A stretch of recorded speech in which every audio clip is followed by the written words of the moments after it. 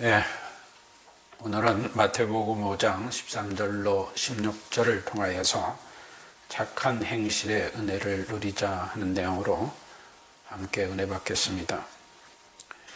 오늘 본문 말씀은 아버지 하나님께 영광을 돌리는 삶의 은혜를 누려라 하는 말씀입니다. 또한 마태복음 5장 17절로 7장 29절까지의 말씀에 도입부로서 예수님의 제자, 즉 그리스도인들, 성도들이 어떠한 삶으로 살아가야 될 것인가 하는 그 삶의 방향을 제시하는 말씀이기도 합니다. 본문 마태복음 5장 14절에 빛이란 말씀이 나오는데, 이 빛과 요한복음 3장 19절, 그 정죄는 이것이니 곧 빛이 세상에 왔으되 사람들이 자기 행위가 악함으로 빛보다 어두움을 더 사랑할 것이니라. 이 그 빛, 오늘 본문의 빛과 예수님을 증거하는 그 빛이 포스라는 동의어가 사용되고 있습니다. 그러나 본문 14절의 빛을 예수 그리스도께서 이 세상에 오시는 빛으로 동일하게 해석해서는 안 됩니다. 물론 너희는 소금이다, 너희는 빛이다 하지만 소금되고 빛된 삶을 우리 스스로가 이루어갈 수는 없는 것입니다. 그렇게 우리가 이루어갈 수 있다고 자신하거나 생각하게 되면 차마 우리의 공로가 하나님의 은혜와 충돌될 수 있기 때문입니다. 특히 본문의 빛은 15절의 등불이라는 말씀과 그 등불의 역할이 착한 행실이라는 말씀으로 증거되고 있잖아요. 그러므로 이 착한 행실, 이 빛, 이 등불은 마태복음 5장 1절로 12절의 팔복, 즉 구복이라 하는 순교적 신앙을 말씀하고 있다는 것을 우리가 알아야 됩니다. 그러니까 그 말씀이 전제된 상태에서 이 말씀이 증거되고 있다는 것입니다. 요한복음 14장 4절 이하에 보면 그 안에 생명이 있었으니 이 생명은 사람들의 빛이라. 빛이 어두움의 빛이래 어두움에 깨닫지 못하더라. 하나님께로서 보냄을 받은 사람이 났으니 이름은 요한이라. 저가 증거하러 왔으니 곧 빛에 대하여 증거하고 모든 사람으로 자기를 인하여 믿게 하려 함이라.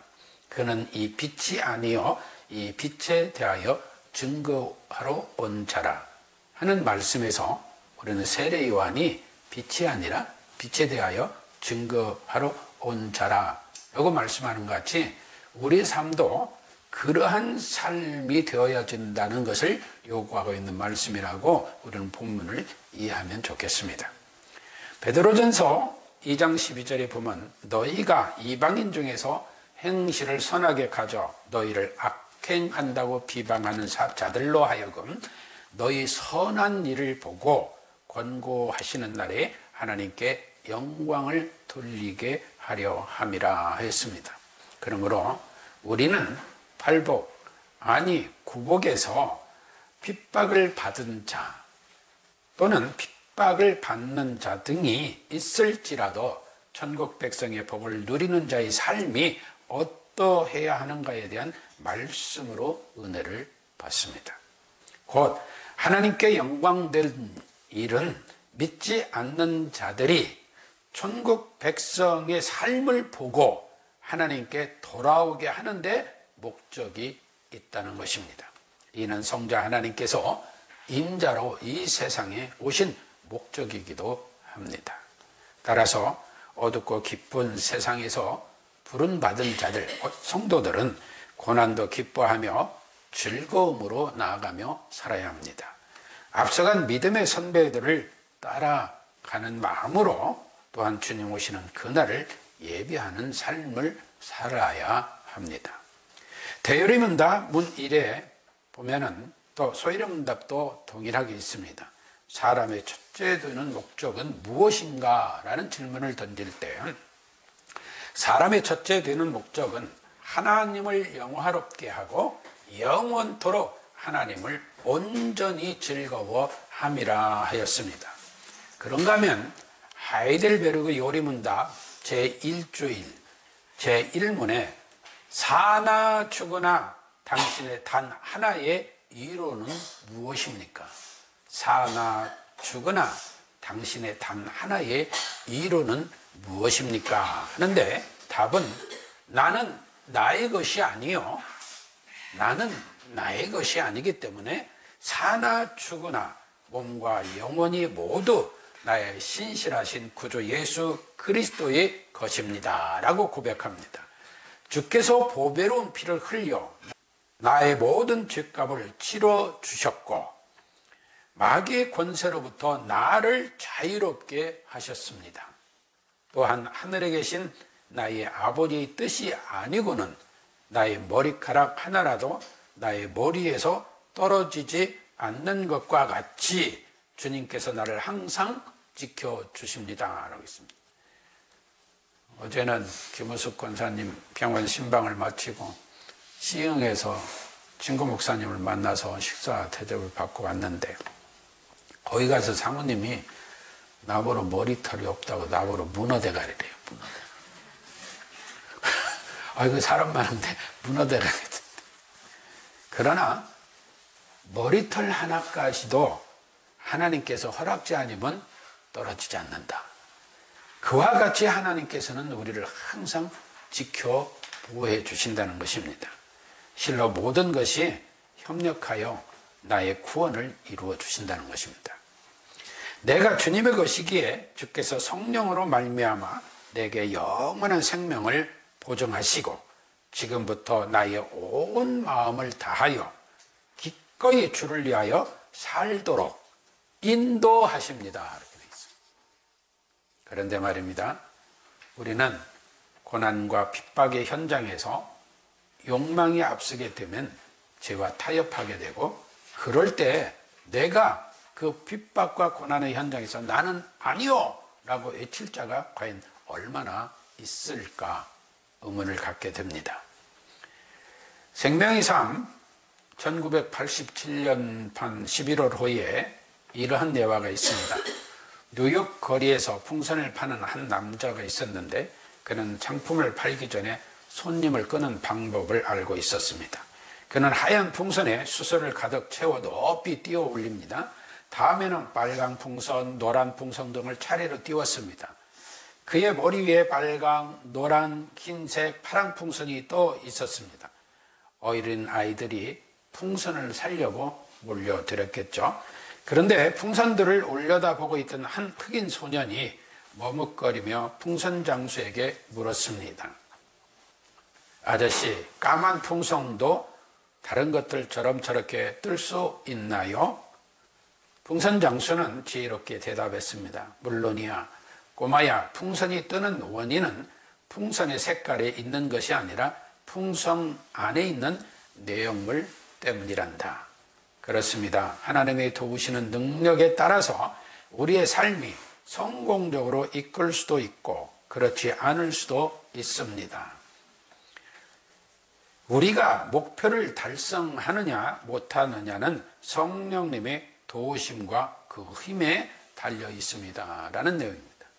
아마 여러분들이 기억하시는 분들은 알 거예요. 한 10여 년 전에 우리가 함께 보았던 내용이기도 합니다. 그러나 이 시간 우리는 우리 안에 무엇이 담겨져 있는가 생각해 봐야 합니다. 요즘 각계각층 지도자들의 정서가 심히 어수선합니다. 그들의 영혼과 양심에 대한 존중의식은 없고 국민에 대한 애정도 별로 보이지 않는 것 같습니다. 또한 애국이란 말을 하고 있지만 애국이란 이름으로 얼마나 진정한 애국의 마음을 가지고 있는가, 아니면 정말 해치는 무덤 같은 자들이 되고 있는 것은 아닌가. 그러므로 특히 우리 주 예수 그리스도를 믿는 성도들도 나 예수 믿어 하고 외쳐대고 소리 지르는 자들도 있습니다만 그들 또한 그들이 하나님 앞에 성실하고 진실하게 성령님의 인도를 받지 않고 있다면 과연 성도라 할 수 있을까 하는 의문을 갖기도 합니다. 요한복음 15장 7절에 보면 너희가 내 안에 거하고 내 말이 너희 안에 거하면 무엇이든지 원하는 대로 구하라. 그리하면 이루리라. 너희가 과실을 많이 맺으면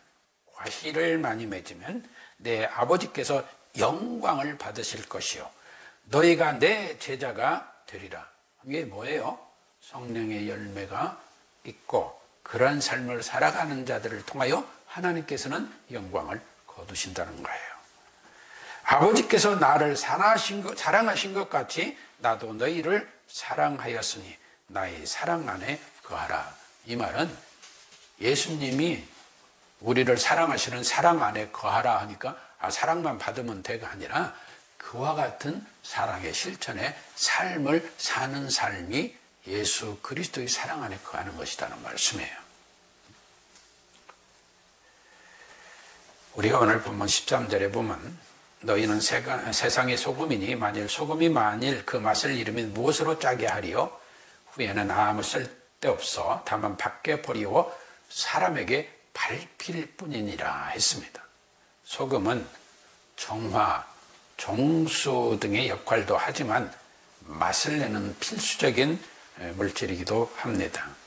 오래전 미국의 모넬 화학 감각연구소의 폴 브레슬린 박사가 소금에 대하여서 발표한 바가 있다고 아마 여러분들 기억하실 겁니다.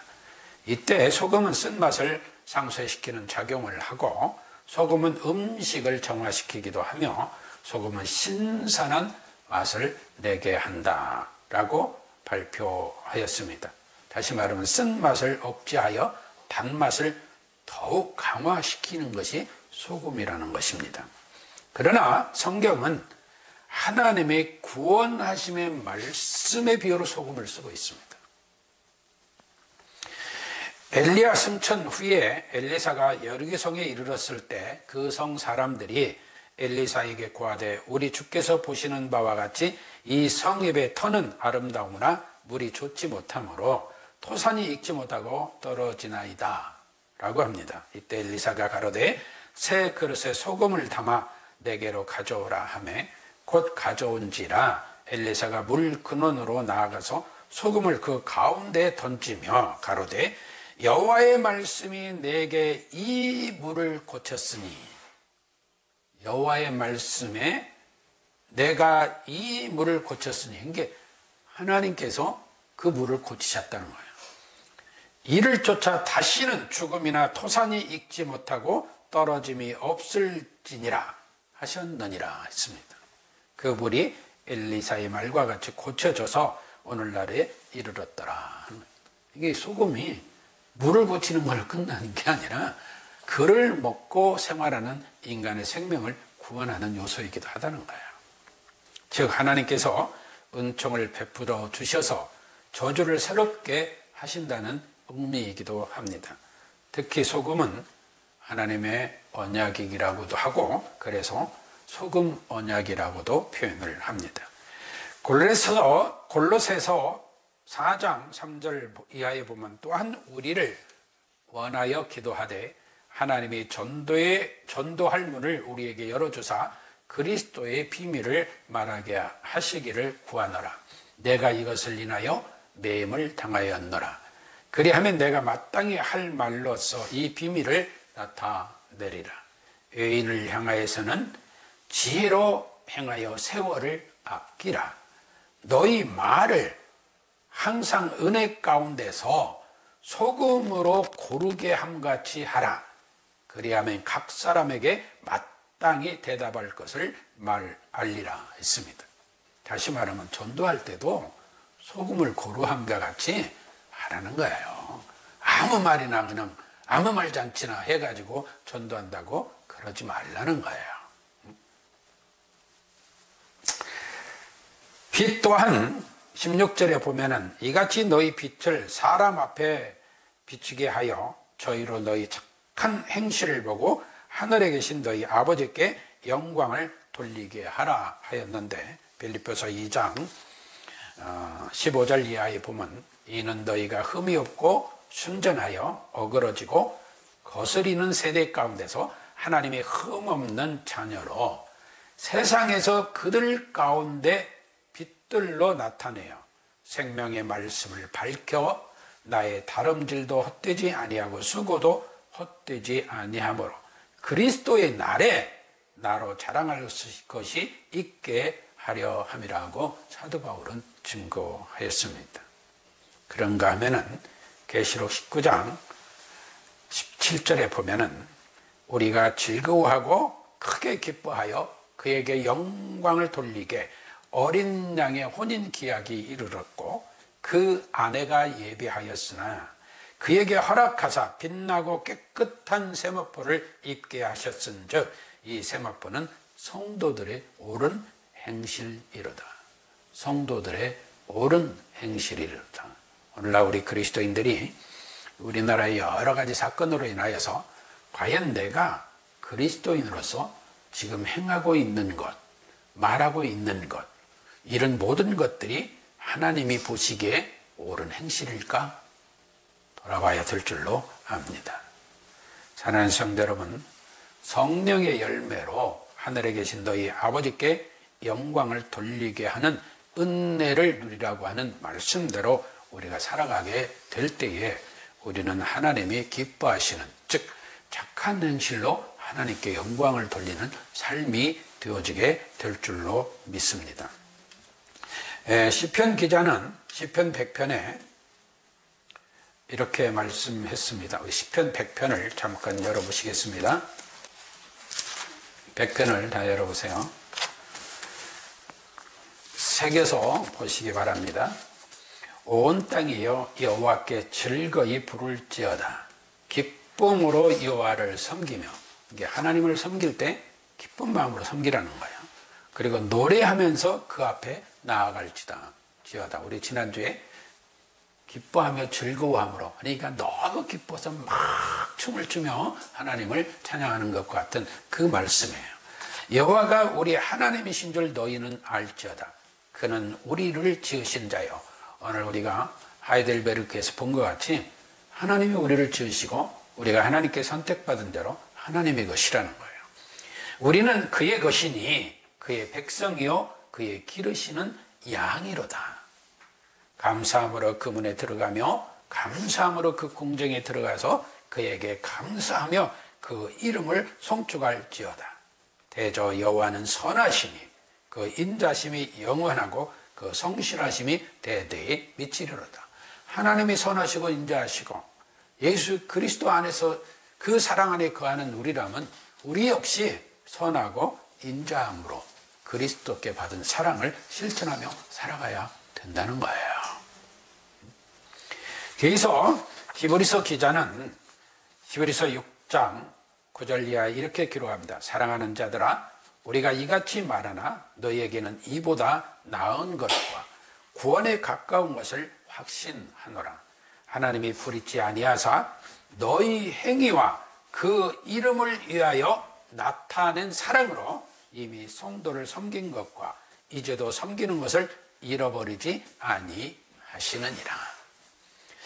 11절에 우리가 간절히 원하는 것은 너희 각 사람이 동일한 부지런을 나타내어 끝까지 소망의 풍성함에 이르러 게으르지 아니하고 믿음과 오래 참음으로 말미암아 약속들을 기업으로 받는 자들을 본받는 자가 되게 하려는 것이라. 우리는 앞서간 믿음의 선진들, 앞서간 믿음의 선배들을 본받아서 그들의 약속의 기업을 받은 것 같이 우리도 그 본을 받아 살아가야 된다는 것입니다. 그런가 하면 에베소 5장 1절 이하에 보면 그러므로 사랑을 입은 자녀같이 너희는 하나님을 본받는 자가 되고 그리스도께서 너희를 사랑하신 것 같이 너희도 사랑 가운데서 행하라. 그는 우리를 위하여 자신을 버리사 향기로운 제물과 생축으로 하나님께 드리셨느니라. 그런가 하면 내려가서 8절에 너희가 전에는 어둠이더니, 죄악 속에 사망 속에 있었던 너희 아니냐? 이제는 주 안에서 빛이라. 포스, 예수님이 인자로 오실 때 세례 요한이 근거하는 것 같이 빛에 대하여, 그 빛, 포스 도원한 용어지만 여기서는 뭐예요?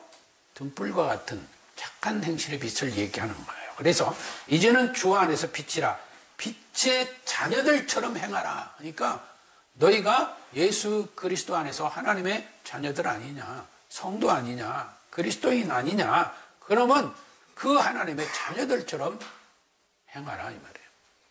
우리가 좋아하는 요한복음 1장 12절 말씀, 예수 그리스도를 믿는 자들은 하나님의 자녀된 권세를 주셨다고 했잖아요. 그 권세가 힘을 자랑하고 막 능력을 자랑하고 권세를 자랑하는 게 아니라 빛의 자녀들처럼 사는 걸 말하는 거예요.